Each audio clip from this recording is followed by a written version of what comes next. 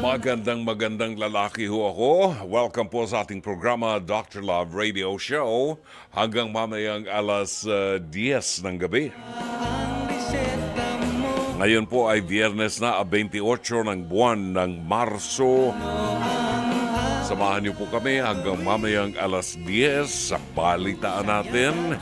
Paghatid ng mga pinakasariwang balita and syempre mga talakayan po natin sa ating programa. Ang programang ito ay sumasa inyo po Lunes hanggang Biyernes, alas 8:30 hanggang alas 10 ng gabi dito po sa 105.9 True FM. Sa buong Mega Manila, tayo po ay napapakinggan dyan sa frequency na yan, 105.9. Samantala sa Davao, nakatutok po sila sa 106.7, Cebu at Negros, 101.5, 99.9, ay 101.5 sa Cagayan de Oro, sa Cebu at Negros 101.9. Ayun. Samantala sa Ormoc, nakatutok po sa Dream Radio 99.9 True FM at syempre sa gawin ng Tacloban, ang Kaboses Radio ay namamayagpag po sa 107.9 True FM. Kasabayan po tayo napapanood sa True TV Channel 19, sa Signal Television. At syempre, huwag po ninyong kalimutang mag-subscribe sa ating mga social media accounts. Nandyan po ang ating YouTube channel at maging ang Facebook. Hanapin lamang po ninyo at True Network PH. At True Network PH. Anong plano nyo para sa weekend? Medyo iwasan po natin ang paglabas-labas hanggang maaari kasi matindi po talaga init ngayon. Sa mga katulad natin, mga senior 60s, di ba? Magtigil na lang po sa bahay kung wala namang importanteng gagawin, di ba? Kung kailangan may bilhin, magutos na lang tayo sa mga apo, sa mga anak, whatever. At dyan na po tayo sa bahay kasi napakatindi ng init. Baka tayo ma-heat stroke. Mahirap na. Siguruhin natin kung wala tayong aircon sa bahay, siguruhin po natin na palagi tayo nakakainom ng tubig para ma-rehydrate po tayo. Okay? Kapag medyo nakakaramdam ka ng medyo pagkahilong ganyan, inom ng tubig na malamig o kaya maligo ka agad. Baka tayo tamaan ng heat stroke, ha?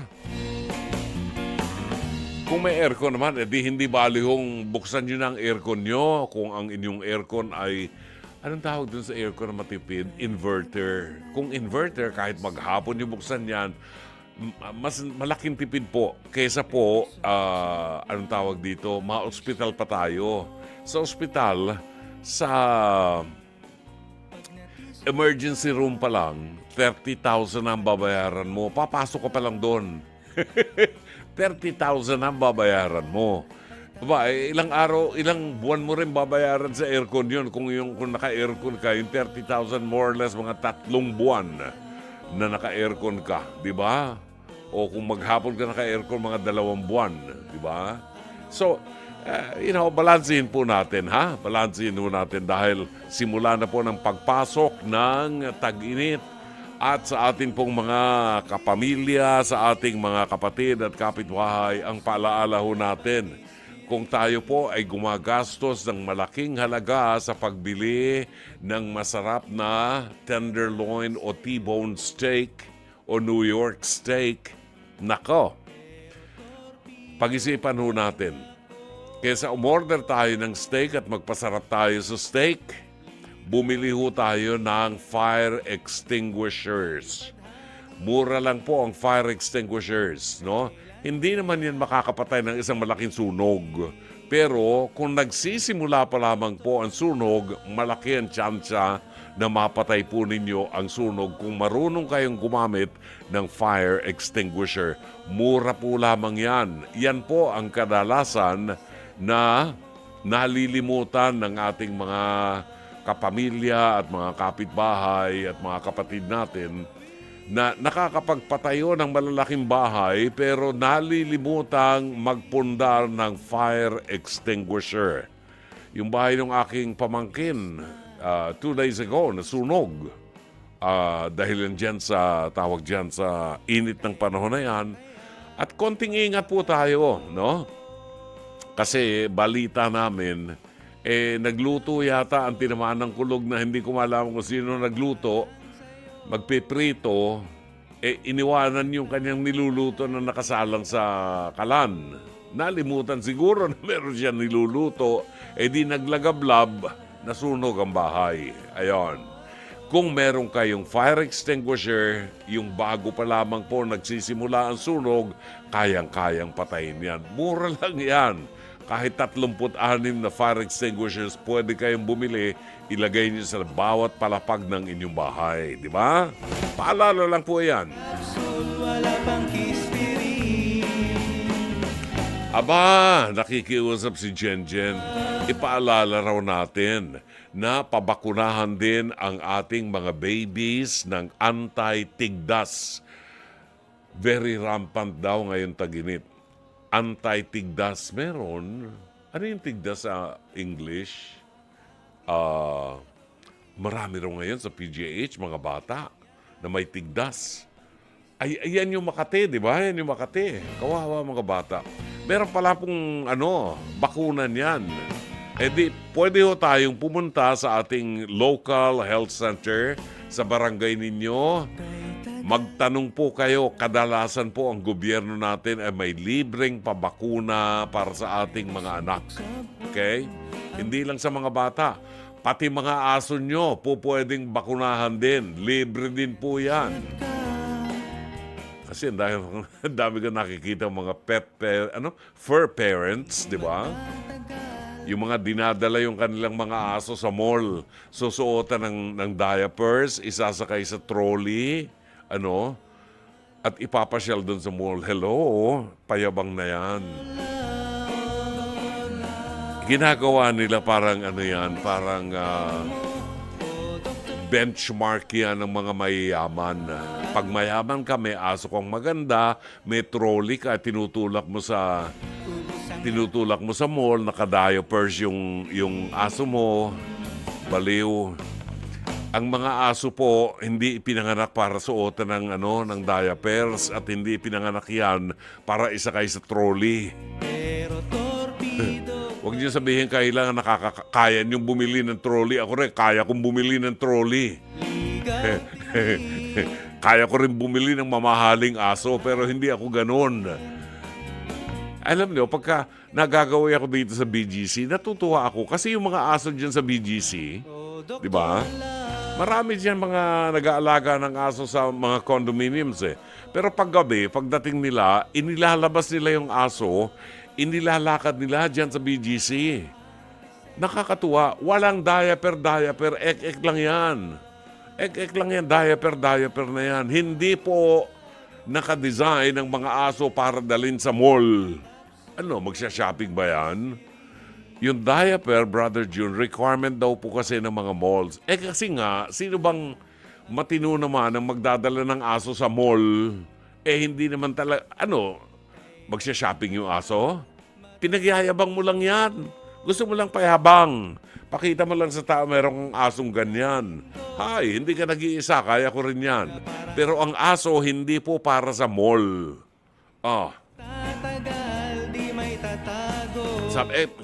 Kasi paano ko iwanan yung aso? Di iwan mo sa loob ng bahay mo, pwede mong i-train yan. Di ba? Unless ang aso mo, yung tinatawag nating guide dog. Guide dog. Ito yung mga aso na katuwang ng mga may kapansanan sa mata, aakayin yan yung kanyang amo, kung saan dadalhin. Alam ng aso yan. At kadalasan ng mga asong ginagamit dyan ay yung mga golden retriever. Yan, yung mga tipong ganyan. Golden retriever. Merong therapy dog. Ano yung therapy dog? Para doon sa mga may mental health issues. Ganon. Ay, pwede, oo, pwede. Kasama mo sa bahay mo, di ba? Kasama mo sa bahay mo, okay lang yun. Walang problema yon. Pero pag dinala mo na sa mall, isasakay mo pa sa trolley, may ibig sabihin yan. Siya, sige. Alas 8:42 ng gabi, kung gusto nyo dalhin miski saan ang aso nyo, problema nyo yan. Basta magdala kayo ng pandampot ng pupo. Babalik po ang ating programa at pagbabalik natin, ihatid natin sa inyo ang mabuting balita ng Panginoon sa araw na ito ng Biyernes 28 ng buwan ng Marso. Pagkain pang-spiritual. Mga salita ng Diyos na nag-iiwan ng pag-asa, kapanatagan at kapayapaan. Pagkain pang-spiritual. Hango sa bagong tipan ng banal na aklat. Pagkain pang-spiritual. Narito ang ating pagkain pang-spiritual sa araw na ito ng Biyernes 28 ng buwan ng Marso. Paalala po, ngayon ay Biyernes sa panahon ng Kwaresma, and this is a day of abstinence from meat. Magmula sa mga batang 14 anyos pataas.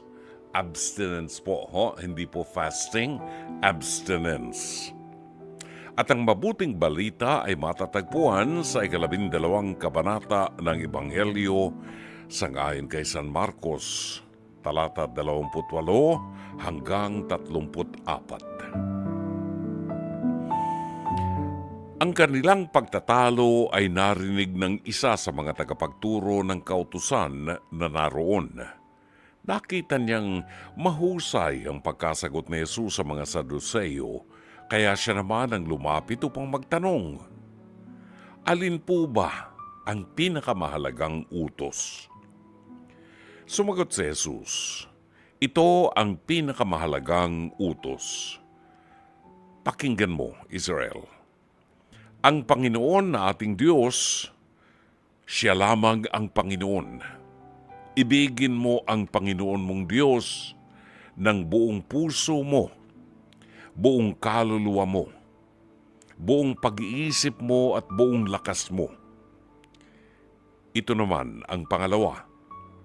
Ibigin mo ang iyong kapwa gaya ng pag-ibig mo sa iyong sarili. Wala nang ibang utos na hihigit pa sa mga ito. Wika ng tagapagturo ng kautusan, tama po, guro.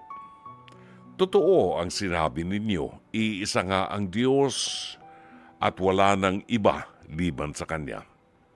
At higit na mahalaga ang umibig sa Kanya ng buong puso, buong pag-iisip at buong lakas. At ang umibig sa kapwa gaya ng pag-ibig sa sarili kaysa magdala ng lahat ng handog na susunugin at iba pang mga alay. Nakita ni Jesus na magandang sagot nito, kaya't sinabi niya, hindi ka na nalalayo sa kaharian ng Diyos. At mula noon ay wala nang nangahas na magtanong kay Jesus. Mga kapatid, ang mabuting balita ng Panginoon. Pagkain pang-spiritual. Mga salita ng Diyos na nag-iiwan ng pag-asa, kapanatagan at kapayapaan. Pagkain pang-spiritual. Hango sa bagong tipan ng banal na aklat. Pagkain pang-spiritual.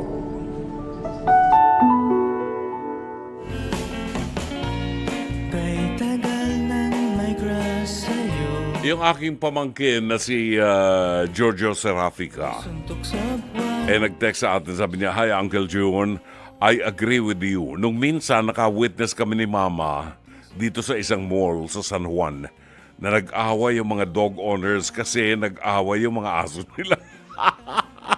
Nag-away yung mga aso, pati yung may-ari ng aso nag-away din. Hindi malaman ng mga guards kung paano ang awatin kasi pati mga aso nakihalo na rin. Utang na loob, pag hindi ho ninyo trained ang aso ninyo, huwag ninyong ilabas ng bahay. Kinakailangan ho kung ilalabas nyo ang aso nyo at makakakita ng ibang aso, dapat trained. Madali ho makita ang trained na aso. Di ba? Ito, subukan nyo, bantayan nyo. Kapag ang amo ay naglalakad at nauna pa sa kanya ang aso niya, hindi ho trained ang aso niyan. Ibig sabihin, pinapayagan niyang ganon. Hindi ho ganon dapat. Dapat ang aso, pag naglalakad at mayroong leash, kasabay nung kanyang amo. Palipad hangin. O siya, sige, 10 minuto bago mag alas 9 ng gabi.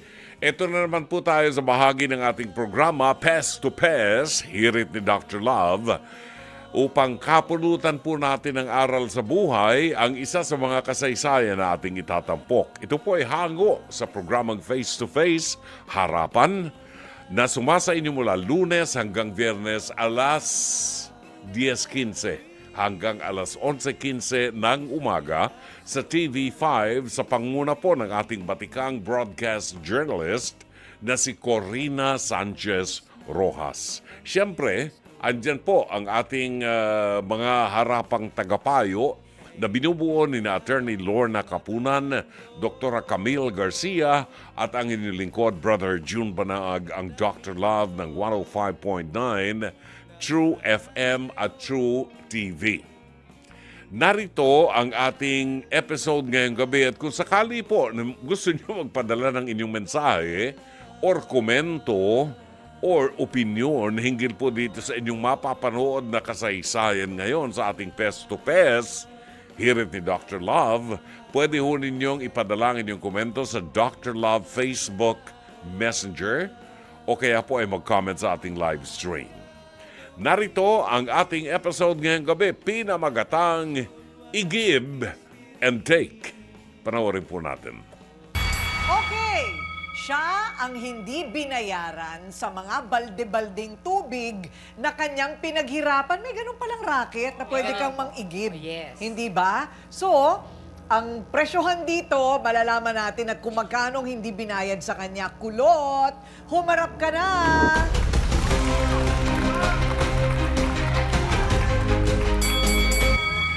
Oh, ang ganda ng buhok mo, no? Kaya ka pala nabansagan. May lahi ka ba? Wala. O bakit naiiyak ka na? Nagsisimula pa lang tayo. Alam naman po kasi nila yung halaga sa akin ng pera. Pero single man po ako. Ako lang po mabuhay sa dalawang anak ko. Tapos 3 araw niya na po ako hindi binabayaran. Ilang araw na? 3 araw po. 3 araw. Po. Magkano ba ang bayaran sa igib? Sa 7 timba po na tubig inikip ko po sa kanila. 100 po isang araw yun. 7 timba, 100 pesos sa Opo. isang araw. Eh kung sipagin ka, pwede kang magsobra. Hindi. O yun lang May talaga. magpapaigib po talaga. May nagpapaigib talaga. May ganun pala, no? Kay payat-payat mo, kaya mong mag-igib. Wala naman po kami hindi kaya, lalo single mom eh. Single mom. Ilan taon na yung mga anak mo? Isang 3 years old po, isang 6 years old. Nag-aaral. Opo. Bakit hindi ka binabayaran daw? Kasi sinasabi po niya na hindi daw po ako nag-iigib, lagi daw po walang tubig. Lagi naman po kasi siyang umaalis eh. Kaya hindi niya po alam na pinaglalaroan po ng mga pamangkin niya yung tubig. Iniiwan mo lang yung tubig doon. Opo. Kasi doon lang po sa labas ng bahay nila nakalagay yung balde. Okay. Tapos sabihin niya po sa akin na alis siya, tapos sabihin niya sa akin, pagbalik na lang daw po niya yung bayad. Pagdating niya po, wala na tubig kasi napaglaruan na po ng mga pamangkin niya eh. O nagpang-abot daw kayo. Ano ba, nagkahampasan daw? Sinisigil ko po siya dahil pangatlong araw na nga po. Sabi ko, kailangan ko rin ng pera dahil totoo lang eh. Sinumpong po kasi ako ng asthma ko. Kaya sabi ko sa kanya, kailangan ko yung pera. Kasi hindi ako pwedeng matenga lang sa bahay para sa mga anak ko. Tapos bigla siya na lang po ako inampas ng balde. Kaya po, napagod na rin ako. Natuto po ako lumaban. Kahit na matanda po siya, hindi ko na po inisip. Sinampas po ako ng balde. Saan tumama yung balde? Sa ganito ko lang po. Okay. Kunin na natin yung balde. Yan, o. Nandyan sa ating mesa ng ebidensya. So, ito yung balde. Ay! Ayan, nabasag. Oh. Kaya pala Grabe naman ang grabe naman ang pagkakahampas. Kung ganyan ka tindi ang kaya pala ate ko rin pag umuuwi, wala nang tubig. Kasi, hindi pa ito yung kanyang pinang-iigib. Pero nasa na yung, pero 7 balde yan. Ako po. Kanya yung balde. Malaki pa po yan. kanya yung balde. Opo. Pakita nga natin, Ryle, ito yung pinag-iigiban. Saan itong gripo na ito? Doon po sa may kabilang iskinita po namin, merong binabayaran na tubig. May Nagbabayad po kami. binabayaran. Kada isang balde po, 10 piso. Sa 100 po na binabayad niya, parang 80 na lang po lumalabas sa akin. Ganun, nababawasan pa po. Kasi nagbabayad po ako doon. Sa 100 na, ikaw pang magbabayad ng tubig. Nababawasan pa po yun. Teka muna. Parang nakakalibre naman yata siya masyado. O, ito na si Pachay. Pachay, humarap ka na.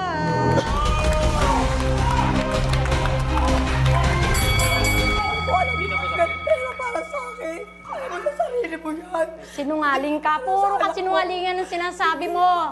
Hindi totoo sinasabi mo. Huwag kang nagpapaawa ipek.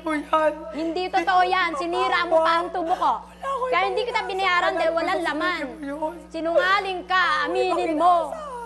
May katotohanan ba yung sinasabi niya na nakapag-igib siya ng 3 araw, 7 balde kada araw, may laman yon nung iniwan niya doon sa bahay mo, tas ayaw mong magbayad? Eh kasi nga po, wala nga po ako nadat na nalaman. Meron laman yun. Kasi kung Sana meron po sinasabihan yun, mo yung kung mga inigiban pamangkin niya, mo, dapat paglaruan yung mga iningatan tubig din doon. niya para pagdating Dahil ko, hindi makita biro ko. Paano mag-iigib. ko siya babayaran kung walang ano?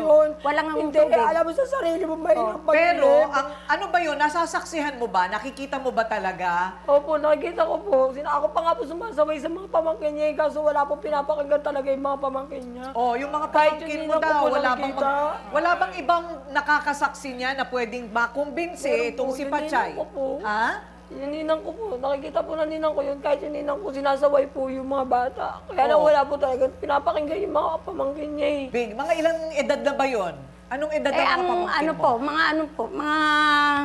mga 10 years old. 10 years old. Oh, makakasalita na. Ang problema nga po, wala nga po ako. Siyempre, nadatnang ko, walang ano. Hindi kaya nga, tanungin magiging mo yung mga reaction ko po pamangkin mo yun. kung kasalanan nila yun. Kahit ka dapat alam mo Eh sa wala sarili naman mo, kaya mo sa akin pagsabihan nagsabi. yung mga Siyempre, pamangkin nakita ko mo. na po yun. Yun na, nag-ano na po O kami. yun, hindi tinanong yung pamangkin. Oo, walang nagsabi din po. Oh, so ang gagawin ngayon natin, tatanungin mo ngayon yung mga pamangkin mo. Kasi kung mga pamangkin mo ang gumawa nun, hindi na niya Kasi gabi kasalanan. na po ako umuwi. Oo, sa mga pamangkin mo sa'yo nakatira? Hindi man po, nakabukod. Eh, sabi nila, Nakabukod, pamangkin pero nga pag daw. nakakakita daw ng tubig, ay Nakadikit lang naman po kasi pinaglalaroan. sila ng bahay eh. Ha? Nakapit-bahay lang po sila ng mga pamangkin Kaya nga. eh. O so, Siyempre, teka pag- muna, anong nangyari? Bakit anong nangyari dito at nagkahampasan pa daw kayo ng balde? Kasi ano eh, kung ano sinasabi niya, nag-init na ako, nagalit na ako eh, ilang nag-visit beses na ako.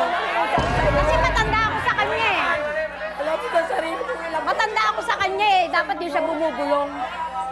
Ayun. Pati mo lang pagawa yung gripo mo.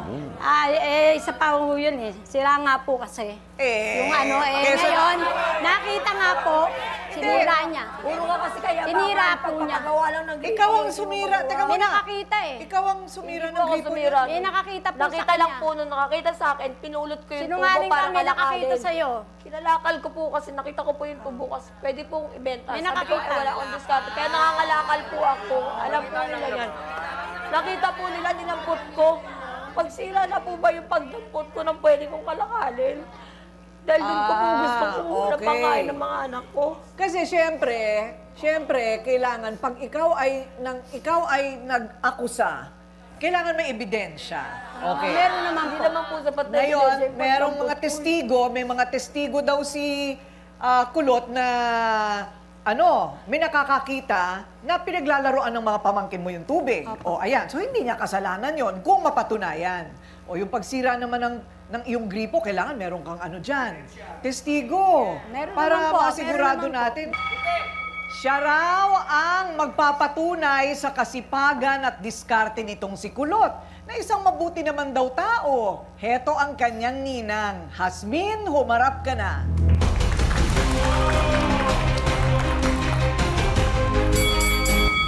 So Hasmin, ikaw ang magpapatotoo. Opo. Na masipag naman talaga Ay, itong opo, si Kulot. masipag talaga yan. O ano ba ang kwento dito sa palagay mo? Eto talaga sinungaling ka eh. Talaga yan, lahat ng mga pinagsasabi mo. Lahat paano ayaw mo lang talaga magbayad. Kayo pareho Oh. kayong sinungaling. Hindi, paano ayaw mo magbayad? Magnina Eto, kayo, pareho lagi- kayong kulot. Lagi nagsusumbong sa akin ting umaga. Inapasok ko ng timba. Paano ayaw mo magbayad? Gumagawa ko lang ng O, mga pero alam mo ba yung pangyayari? Wala ka naman Talaga, alam eh. talaga nagsusumbong. Naniniwala nanalo ako dito dahil eto. Pareho kayong sinungaling. Pareho kayong sinungaling. Parati siya nag-iigib. Opo, araw-araw yun po ang hanap buhay So wala niya. naman silang problema dati. Dati po wala naman po problema. Ewan ko ba bakit eto ngayon, hindi na siya nagbabayad ngayon. Yung nakaraang tatlong beses. Babayad, wala kang tubig. Eh, paano nga alis ka kasi ng alis? Oo. Hindi mo ba alam, naglalaro Dapat siya nag-ano, ganyan na uli. Ako na bahalang mag-additional uli. Araw-araw nagsusumbong, At ang mali nyo ron, hindi nyo sa akin sinabi na pinaglaruan ng bata. Ito yung tubo na sinasabi, Hasmin, na ito daw si Kulot ang sumira. Ayun Ano pa ang nga po. kwento? Ano ang kwento? Pinagbibintangan niya po na sinira daw. Paano sisirain niya? Nakita mo ba? May testigo ka? Meron. May ebidensya ka? Meron. Okay. Kaya nakita niya, yumuko ako para pulutin, hindi para sirain. Meron akong testigo. Okay, so hanggang hindi talaga nakikita at may ebidensya na talagang sinira niya yung gripo para ibenta yung tubo, at wala tayong katibayan, 'di ba? So ito po yung kakabit nun. Ito yung kakabit nun. So, simpleng bagay, mapapagawa ang gripo dahil lang sa tubong ito. So, tapos na ang usapan, di ba? Pero ano ba talaga ang, kasi may mga kaso-kaso ditong pwedeng isampa. O, kung ikaw ay mapatunayang nanira talaga, pwede ka ring sampahan ng kaso kung may ebidensya. O eto na ang kakampi naman ni Pachay. Siya naman umano ang nakakita na si Kulot ang salarin. Lulu, humarap ka na.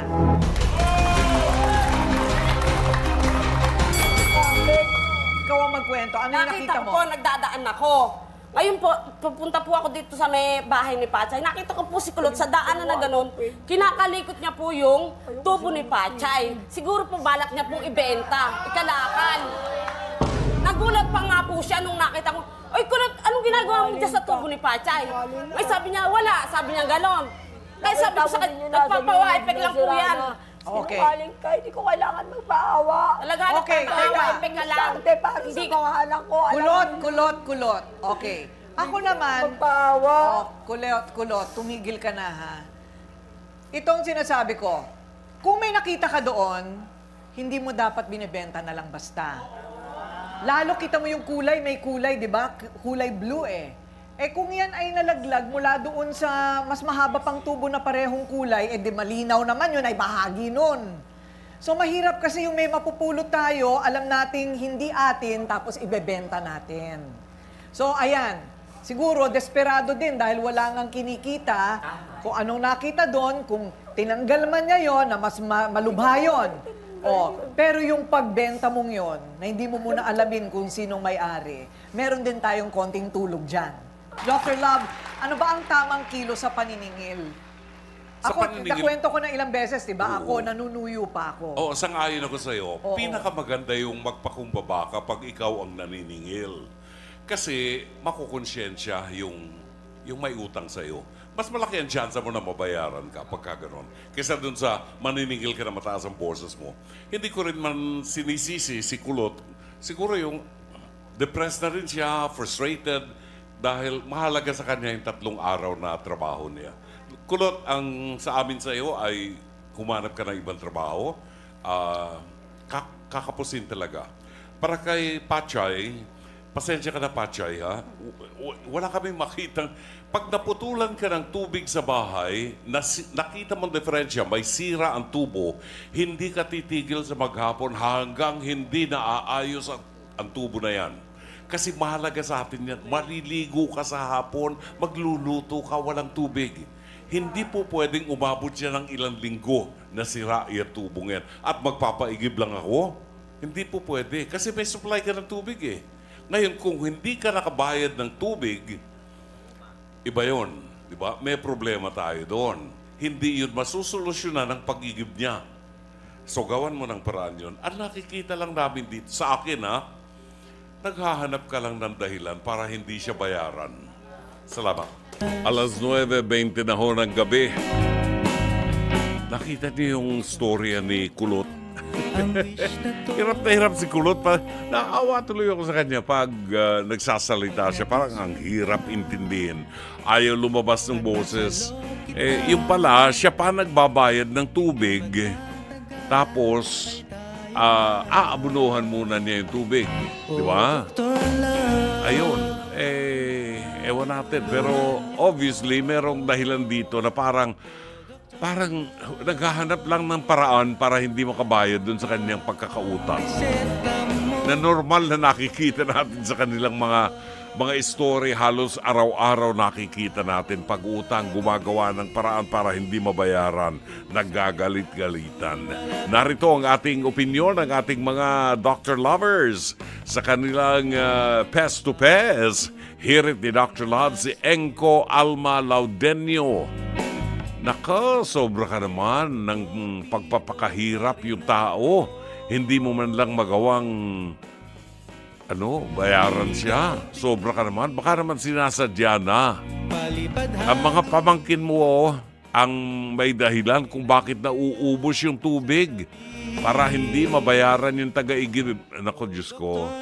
Shout out sa'yo at kay Ate Kuring. God bless both kay Enco Alma Laudenio. Di ba nga, minsan nakikita natin yan, kadalasan, na gagawa, wala namang kakwenta-kwentang bagay, pero gusto lang magalit siya para maiwasan yung pagbabayad doon sa kanyang dapat na bayaran. Almira Kayanan, halatang lang si ate, parang hindi siya magbayad ng paigib. Ang dali-daling magtanong sa mga pamangkin niya, palusot na ate yan talaga, oo. Kailan mo kaya matatanto? Si Joseph Jacobo. Para ako napaus kay Kulot. Hirap na hirap ako panoorin siya. Oh, talaga. Tapos, ang hirap niya magsalita. Hindi niya ma-defensa yung sarili niya, di ba? Si Gina Kitalig. Kulot, huwag ka naman dampot ng dampot kasi ng mga gamit. Ayan. Mali din si Kulot doon. Nakita niya, merong isang tubo doon nakakalat-kalat. Tinanggal niya, binulot niya, at ang purpose niya ay kalakalin, ibebenta para kumita siya ng konti dahil pandagdag dun sa panggasto sa kanyang mga anak, di ba? Ang problema mo, yung palang napulot niya na tubo, bahagi ng tubo nung pinag-iigiban niya. In other words, hindi naman siguro ganun kahaba yon, di ba? In other words, yung tubo na yon, dati may tubig na lumalabas.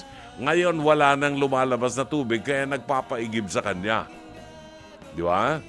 Anong problema? Baka naputol yung serbisyo ng tubig ng tao. Kung naputol, may utang siya doon sa nagsusupply ng tubig. Kung nawasa man yan o MWSS.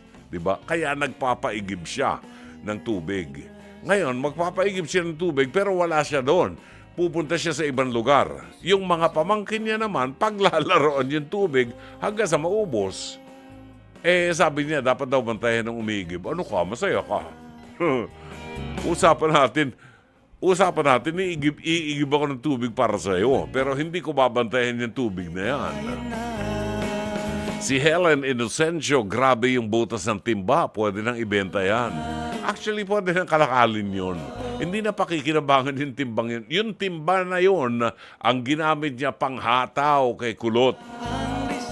Sabi nga ni attorney, pwedeng sampahan pa ng kaso, di ba? Dahil ginamit niya yun O siya, alas 9:24 ng gabi, basahin lang natin yung mga pagbati ng ating mga listeners bago natin puntahan yung mga music natin na mga awiting Pilipino. Lars Erickson, magandang gabi Kuya John. Happy weekend po sa inyo. Ako po si Roberto Ignacio. Iba yung ginagamit niyang account. Na-hack kasi yung account ko kaya nabago yung pangalan ko dito. Pakisama naman po sa dasal na namamaga yung labi ng kaibigan ko na si Junette Castro. Ngayon po, baka naman nakagat. No? Nakipag-lip by lip ba siya? Namaga yung labi di ba? Pa-shout out naman kay Miranda Kerr. Present po ako sa Pasay City. Marvin Zandro Riabad, happy weekend po and good evening. Attendance check po from North Caloocan. na napakainit po kahit gabi na. Francis Anthony Gador, Obvious na shout out daw from Antipolo City, Maria Erica Yeklo Pena at Riza Templadong Parang Kape ng San Pedro Laguna. Buwabati na magandang gabi. ang damdamin. Si Glenn Ian Tumaka, the best Dr. Love. Engineer Mercy Santos ng Pasig City, buwabati ng happy weekend to all. Salamat, Engineer Mercy Santos. Libudan Luz Viminda Reyes de Los. Oh, halo-halo na yan, di ba? Libudan Luz Viminda de Los Reyes, magandang gabi po. Evelyn Fortunado ng Real Quezon. Aleni Hungko ng Kuwait, Julieta Sugitan, magandang gabi. Si Jobert De Serra Tripoli ng Baybay City, Leyte ay buwabati ng magandang gabi sa inyo. Dr. Love, umiinom po ako ng sikwate sa kakao. Ano po ba? Masarap? Masarap eh. Pares sa sikwate sa kakao. Di ko alam yun. Sikwate. Di ko alam yun. Di pa ako nakakatikim niyan. Pero alam ko, masarap. Ang kakao, tsokolate ito. Tsokolate ito. Sherry Picho ng Seattle, Washington, good evening. Angelita Banataw ng Pateros, Lilian Panaligan Buen. Binabati ho natin ang magandang gabi buhat sa Parañaque City. Ray Martinez, good evening po. Listening inside the train of MRT. Pagbati po sa lahat ng inyong listeners. Ray, maraming salamat sa iyo. Nakasakay siya sa MRT. Maria Luisa Cacnio, magandang gabi. Garcia Vincent ng Gloucestershire, UK. Nes Ortiz, Dr. Love, lagi ako nakikinig sa programa mo.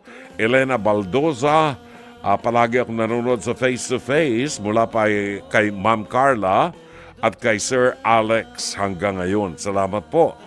At si Lori Feria Flores ng Pasay City ay bumabati din po ng magandang gabi sa inyong lahat. We have 27 minutes, make it 28 minutes after 9. Babalik po tayo at pagbabalik natin, paawitin natin ang ating panauhin si Norma Lapus. Yan, sa pagbabalik ng programang Dr. Love, ganap na ang alas 9:28 ng gabi.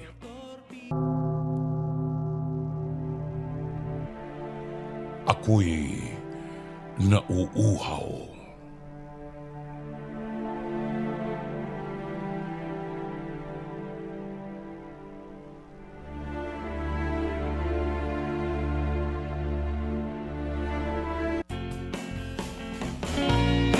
Uy, salamat sa ating producer, ha? Reminder lang natin na tayo nasa panahon ng Kwaresma at nalalapit na po sa panahon ng Semana Santa. So dapat meron tayong panahon ng pagninilay, panahon ng pagbabasa ng Biblia, mga pagtitika at panalangin. Mahalaga po yan. 9:36 is our time. At sapagkat Biyernes ngayon, panauhin natin ang isang icon ng Philippine music industry. Ang isang babaeng nakagawa ng pangalan sa entablado, sa radyo, sa pelikula. Wala pa yata ang telebisyon nun eh.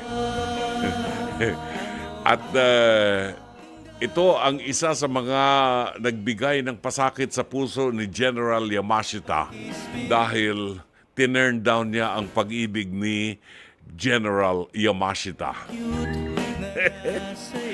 Let's welcome Ms. Norma Lapus on the line. Good evening, Norma.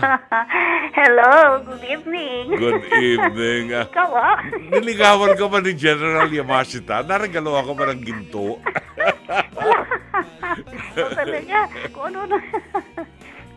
Inabutan mo ba sina Pugo at saka si Tugo? Ayun, si Tito Naning. Yes, talaga, totoo yun. Si Mang Naning, Mang Nano. Naning, Nano, Mariano yan. Ito kaya nag-iisang anak niya, si Kuya Sanday Contreras. Contreras sa apelyido kaya. Contreras, oo. Contreras, oo. Si Sandy Contreras, umarte yan ng araw di ba?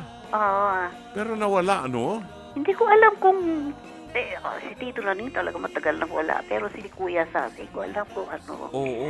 Pero ano yan? Pero nag-artista yan nung araw. Oo naman. Alam mo ba, nakasama ko sa pinikula namin ni Jomeng. Ano sila, guest sila doon. Yung doon sa musical number. Oo. Nung ginintuan clinic. Isa lang ba ang Oo. anak ni Mang Nano? Parang ganun. Sila kasi. Oo. Wala. Sino pa ang Oo. kilala ko? Si Aling Chichay. Si Mami Chichay. Oo. Oo naman. Pero hindi ko, nung nasa Clover ako, papasyal-pasyal lang siya. Pero hindi ko siya, pero naging close din ako. Dahil pag nadinig ko siya, kumikis pa ako sa kanya. Ayun. Mami Chay. Pachi and Lupito. Ayun, si Tita Pachi, nakasama ko sila. Yan. Bodaville yan sa Bodaville. Bodaville, mga panahon ng Bodaville. Oo, kasi nung magsimula ako 1954, sila na yung nakasaalang dun. Oo, sila nga. 1954. Tita Betty Children's Show. 1952, sumali ako. Oo. Kay Tita Betty. Tita, Ang dami na. ano nga apelido ni Tita Betty? Mendes. Oo. Mendes po. Tita Betty Mendez. Yan. Wala na yan, kababayan ng nanay yan. Nanay ko. Ganon. Wala na yan. Oo. Oo, nabalitaan ko na nga. Pero iyan ang mga pangalan na talagang nirerespeto sa industriya ng entertainment nung araw. Kaya yung kaya Kahit sa radyo. Diba? Marami kaming, yung kanyang programa Tita Betty Show, ginawa naming practice, kaya marami napasikat. Ay, Tita totoo Betty. yan. Na mga kabataan, di ba? Oo.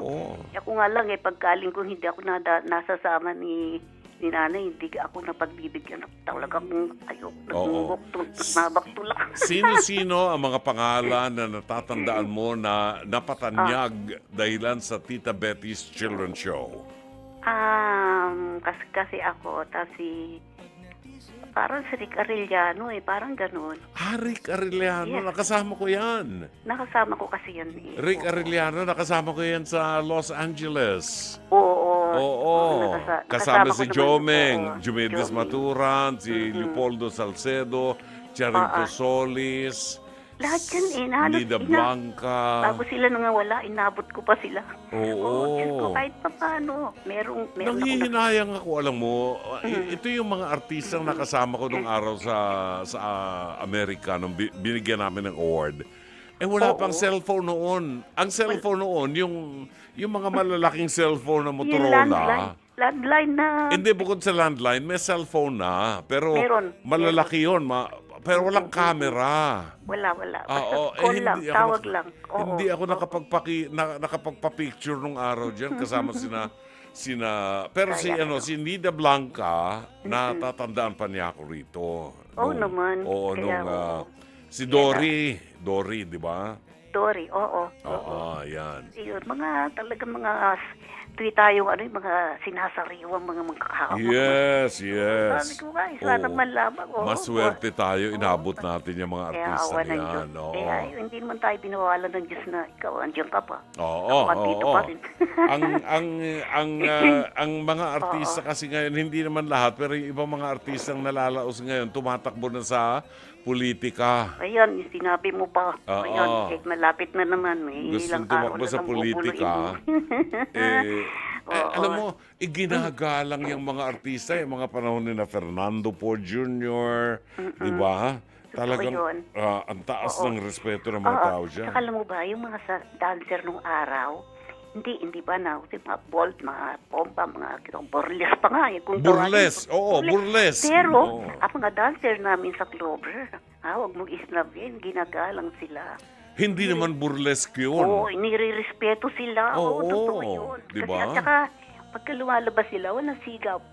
Oo. Pumipito, pwede. Pumipito. Pero yung, Oo, wala. yung binabastos, hindi, Oo, walang binabastos. ganyan. Oo. At saka, nasa training yan ni Don Jose Sara, at saka ni na Lou Salvador Sr., di ba? Oo, sa opera naman yun. Opera House naman Yun yun. ang magkatapat Pareho kung nilabasan yun, kung wala na ang Clover. Yung Clover Theater na yan, nakapasok ako dyan. Yan yung mga panahon na nanonood ka ng mga artistang kumakanta, mga stage show, pero pwede kang magsigarilyo sa loob ng sinihan. Wala kaya, hindi kaya mahigpit. Ano? Hindi Nagsisigarilyo sila nung araw sa loob ng sinihan. Aeroplano nga po pwede.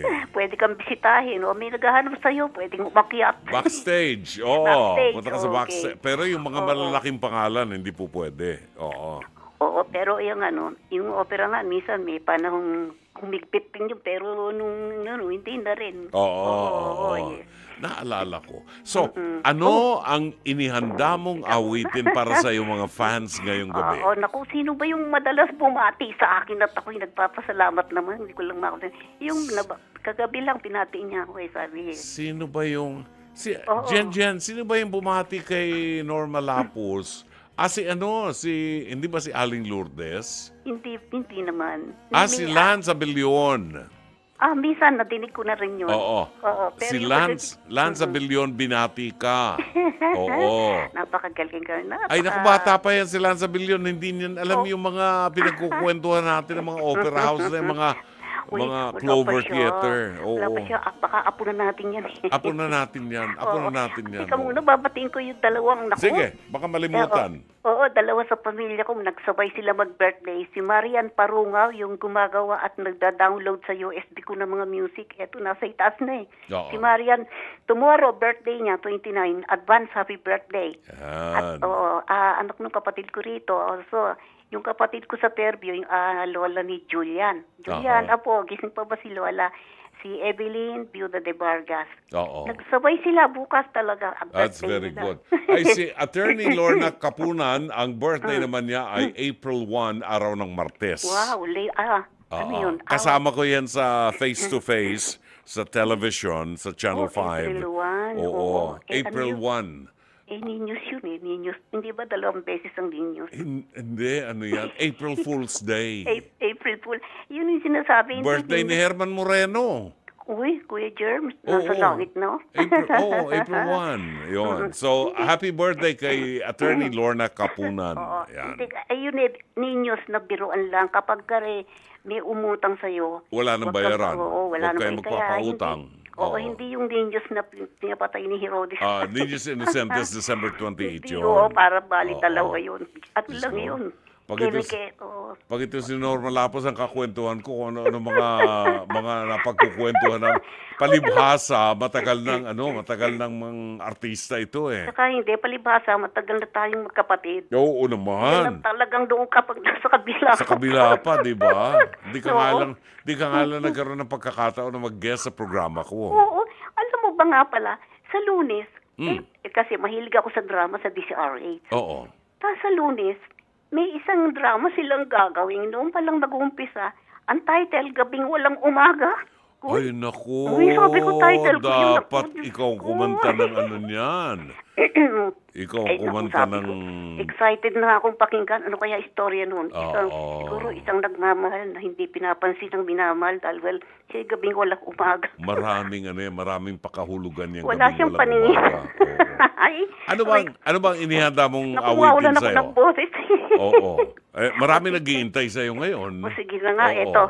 Inawit ito sa pinikulang Mahal, Ginagabi Ka Na Naman. Ito'y si Geraldine ang kumanta. Geraldine. Ako ngayon ang kakata. Hihiramin ko muna. Mahal, ginagabi ka na naman. Oo. Nako, Ito eto, ngayon. handog natin. Ito, sige, kapain mo na ha, yung pipindutin Ito na, mo. ito na. Oo, Ito, pipindutin ko na. handog natin ito sa mga mister ng tahanan na umuuwi ng wala sa oras. Oo nga, ginagabi. Lalo kung sweldo. Lalo hinihintay kay ni Mrs. Ha? Doon sa mga may escabeche at mga kabitenya. Narito ang alay nating awitin bot kay Miss Norma Lapus. Mahal, ginagabi ka na Kuno naman. naman. Oo. Ito na. Narito si Norma Lapus. Teka, sige. Alright. Kakapain ni Ayan. Norma. Ayun. Mahal, ginagabi ka na naman. Mahal, ako ba'y sadyang di mo na mahal? Di ba sumpa mo'y di na maulit? Lahat ng nangyari sa ating pag-ibig. Mahal, matitiis mo bang saktan? Puso, minsan mo lang sinugatan. Bakit ngayon laging gabi ka na? Marahil mayroon ng iba. Sabihin mo,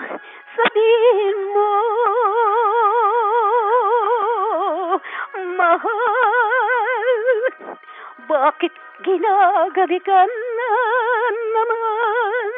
Kutob ko'y mayroon kang ibang mahal, pagkat noon ay ganyan ka.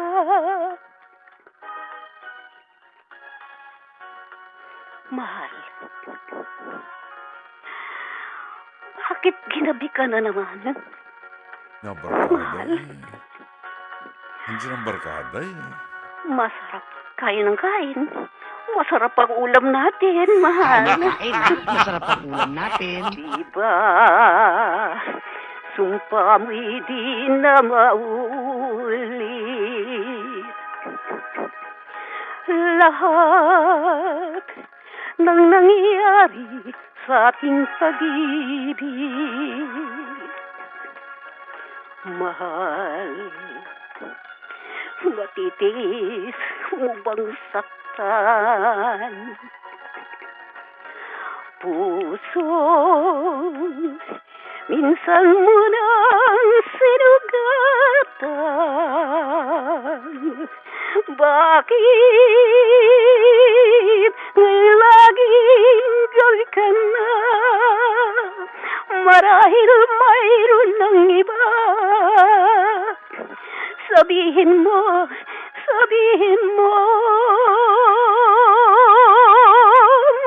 mahal, ginagabi ka na naman. Kutob ko'y mayroon kang ibang mahal, pagkat noon ay ganyan ka. Ginagabi ka na naman.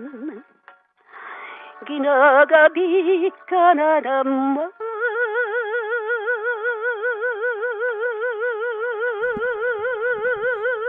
Kain na kain. Masarap ang ulam natin. Kain ng kain, ha? Masarap ang ulam natin.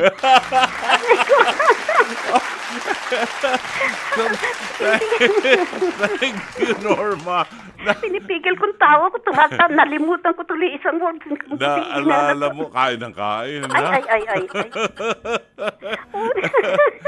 Maraming salamat. Naku, Thank wala lang you. tayong mahabang oras. Oo nga, nako. Ay, talaga lang, masarap ang kwentuhan natin palagi. Oo. At Anyway. enjoy ako sa programa ko na rin yan. Programa mo na rin yan. Diyos ko, Oo, ay kung totoo yun. nabubuhay si Oo. Katino Lapos, di, nako, malaman-lamang yun, nag-guest ka sa ano. Oo, si Tio. Bahay, ano nga yun?